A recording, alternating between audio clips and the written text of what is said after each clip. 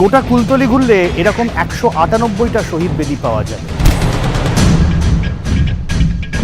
কুলতলি রাজনৈতিক হিংসার ট্র্যাডিশন যেখানে বরাবরের মতন আছে।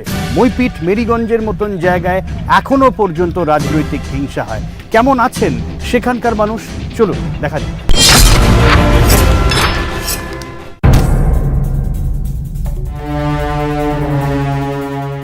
এখানে রাজনৈতিক হিংসাটা কেন, কাদের মধ্যে? মূলত কাজ নিয়ে হিংসাটা মানে আমাদের বিগত আমি বলছি বিগত 20 বছর এখানে কোনো উন্নয়ন হয়নি। সিপিএম এর 8টা মেম্বার জিতেছে, তৃণমূল কংগ্রেসের একটা, এসইউসিআই 2টো মেম্বার আমাদের সঙ্গে যোগ দিয়েছে। আচ্ছা, মইপিট হচ্ছে কি বলে না, নির্মল পঞ্চায়েত, বুঝেছে? হ্যাঁ, এখানে শুধু স্বার্থের টানাটানি হানাহানি এই তো হচ্ছে ব্যাপার। পঞ্চায়েত কার দখলে থাকবে তাই নিয়ে ঝামেলা, তাই নিয়ে প্রথম ঝামেলা। আচ্ছা, তারপরে এই ঝামেলা টুকটাক আছে। এখানকার পঞ্চায়েত ছিল এসইউসিআই, আচ্ছা, কিছু দুষ্ট লোকের চক্রান্তে কেনা বেচা হয়ে এখন তৃণমূলের আল্লাহ চলে গেছে। ঝামেলা হবে এখানে, করে খাওয়ার রাজনীতি আছে। পঞ্চায়েতে থাকতে পারলে করে খেতে পারবে, এ বলে থাকতে পারলে করে খেতে। কিন্তু এটা তো এসইউসিআই পঞ্চায়েত ছিল। ও সব বেঁচে কিনে এখন টিএমসি হয়ে গেছে। এসইউসিটা করার অপরাধ, এই পার্টিটা করার অপরাধ, অন্য কিছু নয়। আর শাসক দল ঘুরে ফিরে যে কংগ্রেসের আমলে সিপিএম এর আমলে ফিরে তৃণমূল, এইভাবে আমাদের উপরে এই বিষয়।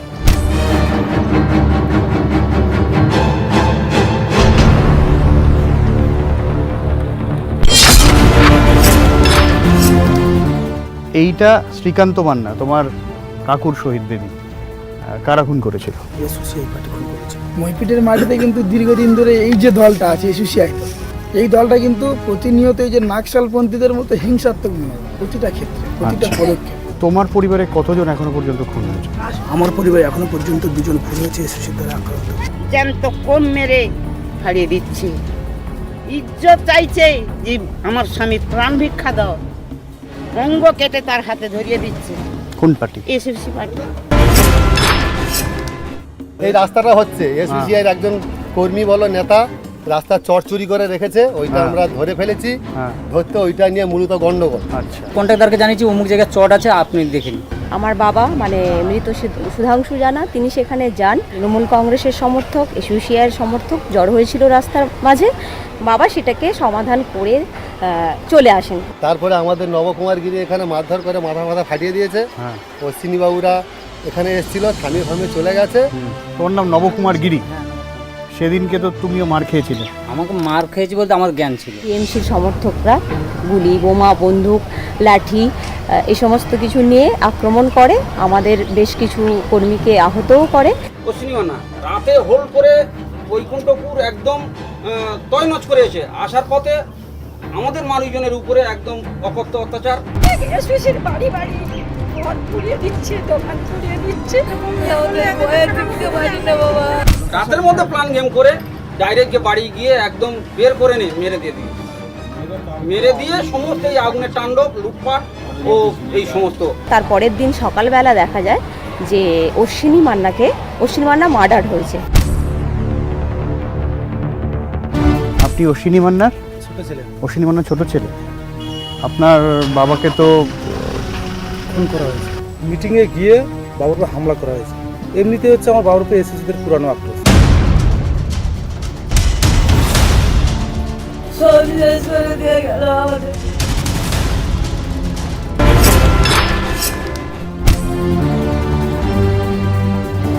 আপনার বাবাকে খুন করা হয়েছিল না উনি আত্মহত্যা করেছেন? খুনই করা হয়েছে। প্রথমত আপনি কি ছিলেন সেই সময়? আমার ভাই ছিল, মা ছিল। মা তো সব থেকে বড় সাক্ষী। ঘরে আগুন ধরিয়ে দেওয়া হয় পেট্রোল দিয়ে চারিদিক থেকে। ওরা রান্নাঘর থেকে ভেঙে ঢুকে প্রথমে বাবাকে প্রচণ্ড মারধর করে, ওপর থেকে নামা আগুনে বাবাকে ছ্যাঁকা দেওয়া হয়, তারপর বাবাকে ঝুলিয়ে দেওয়া হয়। সুধাংশু জানা খুন হয়েছেন না আত্মহত্যা? মা সেখানে বসে পড়ে, কান্নাকাটি করে তাদেরকে পায়ে ধরতে থাকে, কিন্তু মাকেও পা দিয়ে মেরে সরিয়ে মায়ের সামনেই বাবাকে ঝুলিয়ে দেওয়া হয়। ওদের দরজা বন্ধ ছিল, কেউ ভিতরে ঢোকেনি। সুধাংশু না আত্মহত্যা করলেন কেন? জনরসে ভয়। অশ্বিনী মান্না মারা গেছে, এই বুঝি আমাকে মেরে দেবে বা আমার বংশ মেরে দেবে। আমাদের বাড়ির যে রান্নাঘর, সেই রান্নাঘরের দরজা ভেঙে ওই সুনীল দাস, অশোক দাস, গোবিন্দ পাইক, কালীপদ দাস, মানবেন্দ্র শীট, পিন্টু প্রধান, গণেশ মণ্ডল, এরা ছিল। গণেশ মণ্ডল বলতে যিনি কি তৃণমূল তিনি এখন তৃণমূল কংগ্রেসের প্রার্থী? বিধানসভার প্রার্থী। প্রথম কথা হচ্ছে আমি যাইনি ওখানে, আর দ্বিতীয় কথা হচ্ছে ঘটনাটা ঘটেছিল ফার্স্ট মর্নিং। আর জানাবাবুর মেয়ে যিনি বলছেন তিনি ছিলেন জয়নগরে। সম্পূর্ণভাবে রাজনৈতিক চক্রান্ত চরিতার্থ করার জন্য এটা বলা। সুধাংশু জানাকে খুন করা হয়েছে। খুনের সময় সুধাংশু জানা তার মেয়েকে যে ফোন করেছে, কমরেড প্রভাস ঘোষকে জানা আমাকে ওরা খুন করছে, এই ভয়েস রেকর্ড কিন্তু আমাদের কাছে আছে। ফলে সুধাংশু জানাকে খুন করাই হয়েছে। ওর প্রতি যদি আমাদের হিংসা থাকতো না, সকালবেলা ওকে বলে দেওয়া হয়েছে যে আমাদের একজন মার্ডার হয়েছে, তুমি চলে যাও। একদম 5-6 জন এসে ওকে বলে যাও। আমরা চাইছিলাম যে ও চলে যাক, আবার এখানে না থাকে।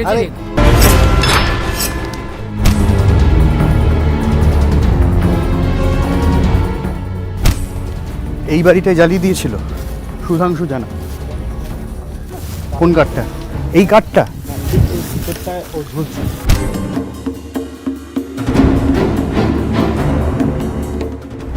অর্পণ, নিউজ 18 বাংলায় দক্ষিণ 24 পরগনা দীর্ঘদিন ধরে তুমি সামলাচ্ছ, আর মইপিঠে গত বছর জুন জুলাই নাগাদ যে ঘটনা ঘটেছিল তুমি একেবারে সামনে থেকে দেখেছিল।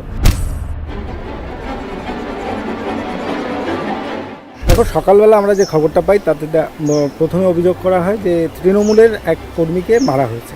এই খবরটা কভার করতে এসেই আমরা দেখলাম পরক্ষণে দেখা গেল যে এসইউসিআইয়ের আরও একটা ব্যক্তি খুন হয়েছে, যেখানে আমরা দাঁড়িয়ে রয়েছি। সুধাংশু জানা, এটাই হচ্ছে তার বাড়ি। একদমই। একের পর এক আগুন জ্বলছে এবং সেখানে অসহায় মানুষগুলো কীভাবে থাকে।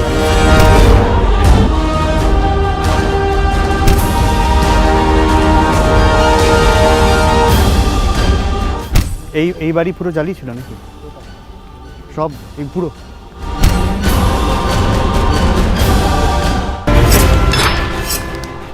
এখন এই বাড়িটা পুড়ে গেছিল? তুমি এসে দেখলে তোমার বাড়ি পুড়ে ছাই? হ্যাঁ, এইখান থেকে লম্বা করে এই বাড়িটা ছিল। এটা তোমার এখানে বাড়ি ছিল? হ্যাঁ, পুড়িয়ে দিয়েছে?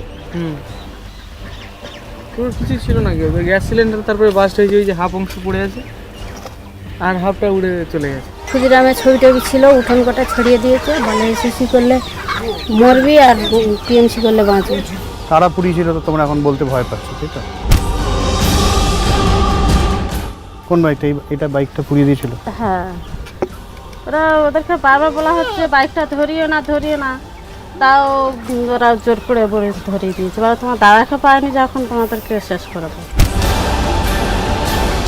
পঞ্চায়েত করছে, পঞ্চায়েত নিয়ে প্রচণ্ড মারধর, খুনাখুনি, লুটপাট, তার ফাঁকে এই রামফান। এই ধরো সরকারি দান অনুদান এত কিছু এলো, গরিব মানুষ পেল না। আপনারা কিছু পাননি? কিচ্ছু পাই। এই ঘর আমফানে ভেঙে গেছিল? চলে গেছিল পুরোটা? পুরো যখন ওই আচ্ছা, সরকার টাকা দিয়েছে? না। কি বলেছে? বলে সব পাকা ঘর, বলে ঢুকতে দেয়নি, ওই দিকে চলে গেছে। নাম থাম লিখে যায়নি? নাম অনেকবার নিয়ে গেছে, বলে তোমার ঘর থেকে। এ তো সব ফ্লোর নড়বড় করছে, দুলছে তো। ওই তো ওই হ্যাঁ, এইভাবে খোলা ঘরে থাকো?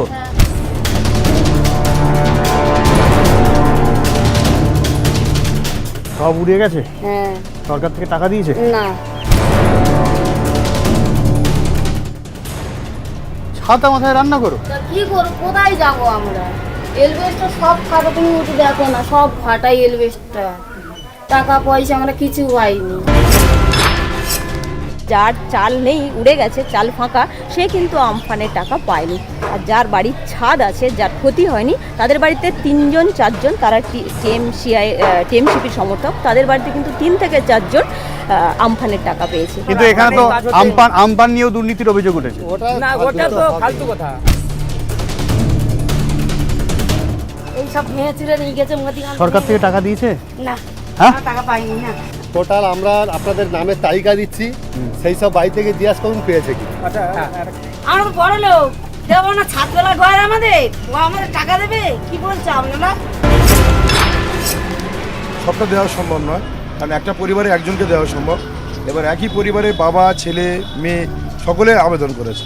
সেই দিক দিয়ে দেখতে গেলে যতটুকুনি পেরেছে কুলতলির মাটিতে, ততটুকুনি কিন্তু ঠিকঠাকভাবে পিসফুলি দেওয়া হয়েছে। আবার এই আমফানের টাকা একদম আমাদের যে নিরপেক্ষ যে সরকার দিচ্ছে তা আদৌ তোমার মেজর পার্সেন্ট মানুষকে দেয়নি। 20,000 করে তো সরকার দিল।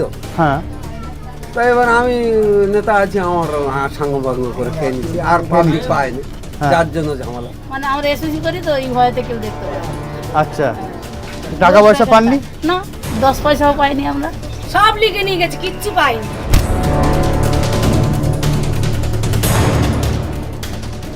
এখন কেউ পাননি টাকা? হ্যাঁ, ওরা সব কি কথা বলে? সব কিনে নিয়েছে। ঘরে হ্যাঁ, ওসব ঘরে ঘরে তাদের ঘরে ছেলে ছেলে, মেয়ে, বউ, বউ, মাসি, পিসি তারা সবাই পেয়েছে। চারানা পয়সায় আমাদের এতে করে। ওই যারা সিপিএম করতে পারে, যারা ওই তৃণমূল করতে পারে তারা পেয়েছে। যে মাসি আর সে পিসি সব তো এক জায়গায়।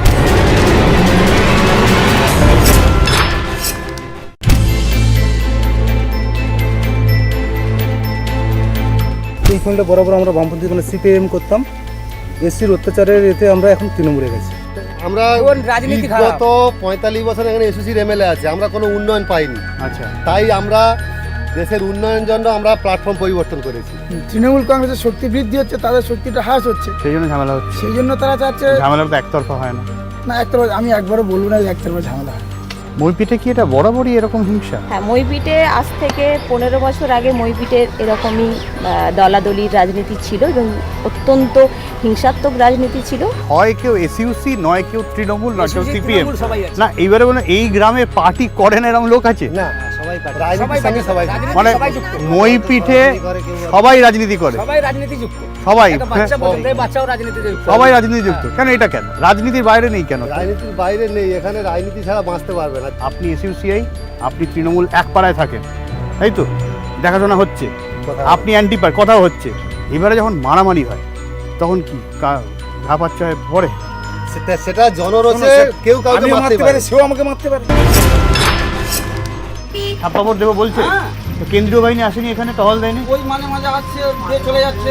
তার মানে গণেশ মণ্ডলকে হারাতে এসইউসি এসইউসি সিপিএমরা মানে জোট হয়ে ওরা বিজেপিতে ভোট দেবে। তার মানে অলিখিতভাবে এই কুলতলিতে জোট হচ্ছে এসইউসি, সিপিএম, বিজেপি, উল্টো দিকে তৃণমূল। হ্যাঁ, গণেশদার এখানকার ভূমিপুত্র, একদম সঠিক। ভোট দিতে যেতে হতো না, ভোট দাও হয়ে যেত। ভোট দেওয়ার আগে ভোট হয়ে যেত। দিতে যেতে মানা করে, ভোট দিতে গেলে শাঁখা খুলে দিতে হবে, এরকম বাড়িতে বলে গেছে। কি করতে হবে? শাঁখা খুলে দিতে হবে হাতে থেকে, আর শাঁখা সিঁদুর খুলে দিতে হবে। হ্যাঁ, বিধবা যদি সাজবে ভোট দিতে যাবে, এরকম বাড়িতে বলে বলে যাবে। এবারে বিধানসভা নির্বাচনে আমি ব্লকে কীভাবে বলতে পারি না, মইপিটের মাটিতে কোনো নতুন করে কোনো গন্ডগোল হবে না। প্রতিবাদ কে করতে যাবে? ওই একটা লোক, ভালো লোকের ওই এখন ওই ছবি হয়ে পড়ে আছে। গোটা রাজ্যের মধ্যে জয়নগর এবং কুলতলি এসইউসিআর শক্ত ঘাঁটি। জয়নগরে এখনও এসইউসিআই কড়া চ্যালেঞ্জ দেয় অন্যান্য দলকে, কিন্তু কুলতলিতে এখন এসইউসিআর ঘাড়ে নিঃশ্বাস ফেলছে তৃণমূল কংগ্রেস, রয়েছে সিপিএম, এবং এই যে রাজনৈতিক ফাঁকফোকর, তার মধ্যে দিয়ে মাথাচাড়া দিয়ে উঠছে বিজেপি।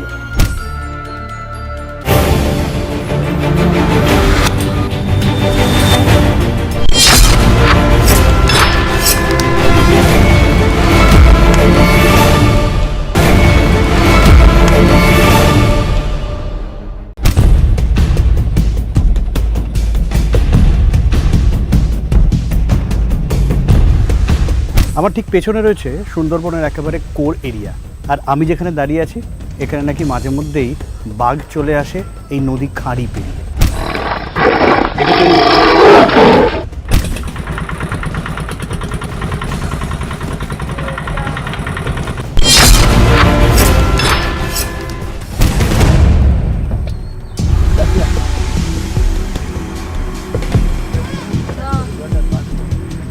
দক্ষিণ দুর্গাপুর, ওদিকে দেউলবাড়ির জঙ্গল, ওদিক থেকে বাঘ আসে।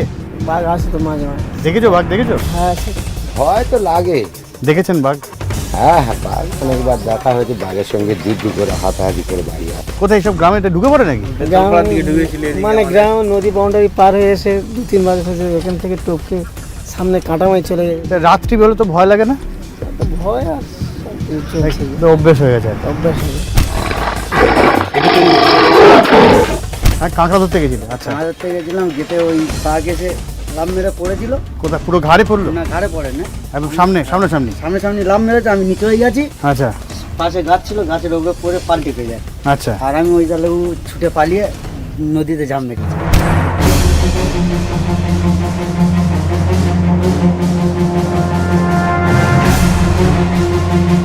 কুলতলির দক্ষিণ দুর্গাপুর গ্রাম। গ্রামের কর্মসংস্থান বলতে কাঁকড়া ধরা, মাছ ধরা অথবা জঙ্গলে মধু আনতে যাওয়া। আর এই সমস্ত করতে গিয়েই বারবার বাঘের সঙ্গে লড়াই, বাঘের মুখোমুখি পড়ে যায়, এই নিয়ে এদের চলে। এমনকি এই গ্রামেও মাঝে মধ্যেই নাকি বাঘ ঢোকে।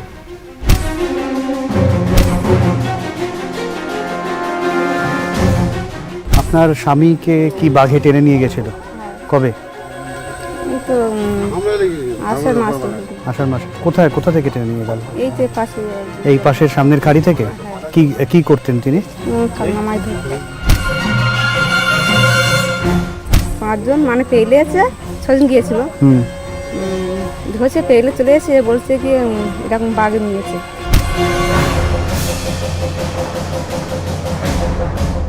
তারপরে কোনো খোঁজ পাওয়া গেছে? মানে সব মানে এই যারা গেছিল কাকারা মানে সব গিয়ে নিয়ে চলে গেছে। মৃতদেহ পাওয়া গেছে? হ্যাঁ, পাওয়া গেছে। সাহায্য করা তো করছে, যদি ওই অ্যাক্সিডেন্টের পরে সাহায্য করে। কত করে দেয়? মানে মরে যাওয়ার পরে সাহায্য। বেঁচে থাকতে কিছু নেই, কিচ্ছু দেয়নি? সরকার থেকে ক্ষতিপূরণ পেয়েছেন? পেয়েছেন? সংসার মোটামুটি চলছে এখন? দিয়েছে বলে চলছে। ওই টাকা থেকেই চলছে? ওই টাকা শেষ হয়ে গেলে জানেন না? ভয় লাগে না? হয়তো হ্যাঁ, ভয় আছে, ওকে সাহস করে তাড়াতেও হয়। ভয় লাগলে আর জঙ্গলে যায় না, তোমরা এই ভয় নিয়েই জঙ্গলে যাও না? এছাড়া তোমাদের কোনো কাজ নেই? আর এছাড়া আর কি কাজ আছে? গ্রামে ঢুকে পড়া, নদীতে গেলে সব সময়ের জন্য জঙ্গলে যাই তো। আচ্ছা, সময় হয়ে পড়ে। জঙ্গল ছাড়া আপনাদের আর কোনো কাজ নেই? জঙ্গলে সন্নিকটে বাড়ি তো, ওইটা যেন আমাদের পেশা বলে মনে হয়। কিন্তু বাঘ তো এখানে নেট দেওয়া আছে, বাঘ আসে কি করে? চলে আসছে ভেতরে, এই যে গরু ধরছে, ছাগল ধরছে, কি অবস্থা আমাদের।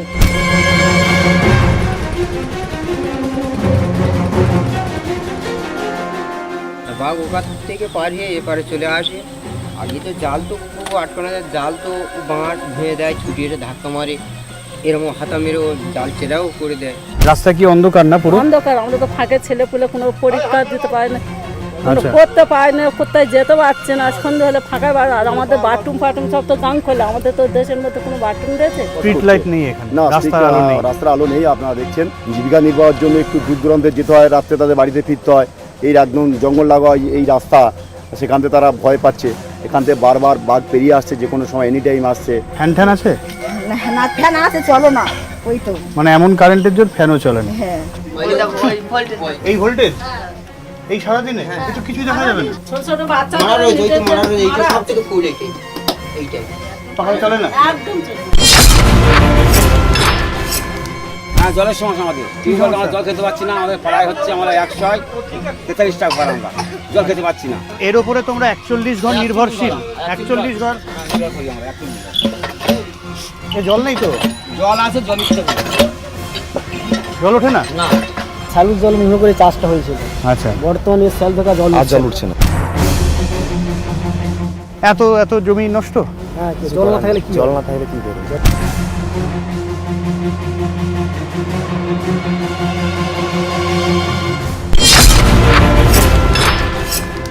সুন্দরবনের ম্যানগ্রোভ কেটে মাছের ভেড়ি বানানো হচ্ছে, এই স্টোরি অনেকবারই হয়েছে। এইটা বোধহয় তার জলজ্যান্ত নিদর্শন, তাই তো? এই যে দেখতে পাচ্ছ যে মেছো ভেড়ি তৈরি হয়েছে ছোট ছোট। আচ্ছা, এগুলো কাটা হচ্ছে, আস্তে আস্তে ভেড়ি তৈরি হবে। মানে এখানে পুরো গাছ ছিল, ম্যানগ্রোভ অরণ্য ছিল, এইভাবে কেটে পুরো সাফ করে এখানে ভেড়ি। সুন্দরবন তো নষ্ট হচ্ছে এতে। দিনের পর দিন সুন্দরবনের বিভিন্ন এলাকা নষ্ট হচ্ছে। কুলতলি, একদিকে রাজনৈতিক হিংসা, অন্যদিকে সাধারণ মানুষ, সুন্দরবন অঞ্চলের মানুষের নানান সমস্যা।